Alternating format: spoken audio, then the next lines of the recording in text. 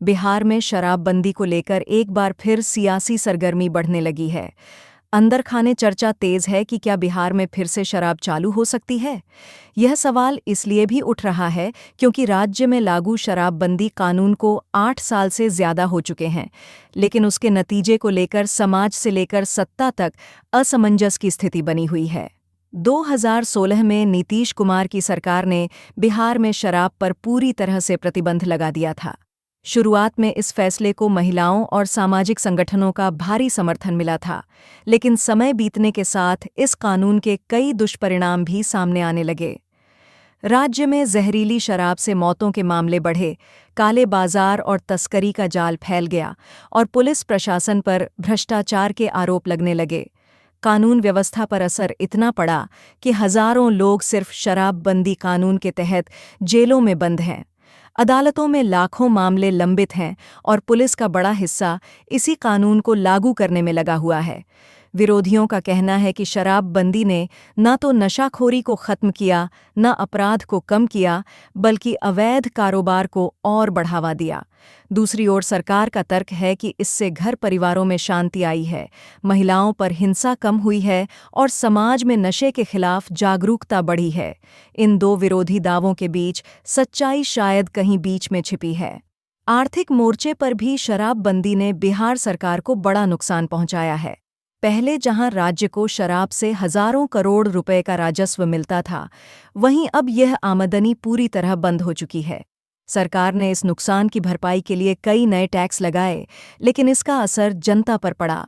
आर्थिक विशेषज्ञों का मानना है कि शराबबंदी से न सिर्फ राज्य की वित्तीय स्थिति कमजोर हुई, बल्कि शराब की तस्करी से जुड़ा समानांतर काला कारोबार भी खड़ा हो गया, जिससे अपराध बढ़े और व्यवस्था चरमराई। राजनीतिक हलकों में चर्चा है कि आने वाले चुनावों से पहले इस मुद्दे पर कोई बड़ा फैसला हो सकता है। कई दल खुलकर कह चुके हैं कि अगर वे सत्ता में आए तो शराबबंदी की नीति पर पुनर्विचार करेंगे। कुछ नेता यह तर्क दे रहे हैं कि पूर्ण शराबबंदी की जगह नियंत्रित लाइसेंस व्यवस्था लागू की जानी चाहिए, जिससे राज्य को राजस्व भी मिले और अवैध कारोबार पर भी अंकुश लगाया जा सके। अंदरूनी सूत्रों के मुताबिक सरकार के कुछ हिस्सों में भी यह राय बन रही है कि मौजूदा कानून में सुधार जरूरी है। हालांकि राजनीतिक जोखिम अभी भी बड़ा है। महिलाओं और सामाजिक संगठनों के बीच शराबबंदी को लेकर अभी भी मजबूत समर्थन मौजूद है। यही कारण है कि नीतीश कुमार जैसे नेता इस फैसले को पलटने से हिचक रहे हैं। लेकिन जमीनी हकीकत ये है कि गांव से लेकर शहर तक अवैध शराब खुलेआम बिक रही है।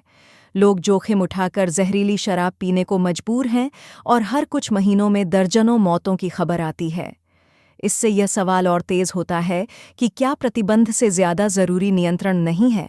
कानूनी रूप से देखा जाए तो बिहार सरकार चाहे तो विधानसभा में संशोधन पारित कर इस कानून को बदल सकती है। शराबबंदी हटाने या संशोधित करने में कोई संवैधानिक बाधा नहीं है। असल मसला राजनीतिक इच्छा शक्ति का है। अगर सरकार चाहे तो पहले चरण में सिर्फ कुछ जिलों या शहरों में नियंत्रित लाइसेंस के तहत शराब बिक्री की शुरुआत कर सकती है। इससे न केवल राजस्व बढ़ेगा, बल्कि पुलिस और अदालतों पर बोझ भी घटेगा। स्वास्थ्य और सामाजिक नजरिए से भी संतुलन जरूरी है। विशेषज्ञ कहते हैं कि अगर शराब फिर से वैध की जाती है तो साथ में स्वास्थ्य जागरूकता और नशा मुक्ति कार्यक्रमों को और मजबूत किया जाना चाहिए। सरकारी अस्पतालों में डिहेप सेंटर और परामर्श सेवाएं बढ़ाई जानी चाहिए, ताकि लोग जिम्मेदारी से सेवन करें और नशे की लत से बाहर निकल सकें। फिलहाल बिहार में शराबबंदी कानून पर पुनर्विचार की चर्चा केवल बंद कमरों तक सीमित है, लेकिन यह विषय धीरे धीरे चुनावी मुद्दा बनता जा रहा है।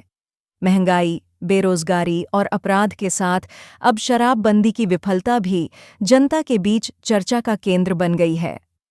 आने वाले महीनों में यह तय होगा कि क्या बिहार की राजनीति इस सामाजिक प्रयोग से पीछे हटने का साहस दिखाती है या इसे सुधार कर आगे बढ़ने का रास्ता अपनाती है। जनता के बीच यह धारणा बन चुकी है कि प्रतिबंध से ज्यादा जरूरी पारदर्शी नियंत्रण और जिम्मेदार प्रशासन है। बिहार में शराबबंदी रहेगी या नहीं, इसका फैसला सिर्फ कानून नहीं, बल्कि राजनीति और समाज की दिशा तय करेगी।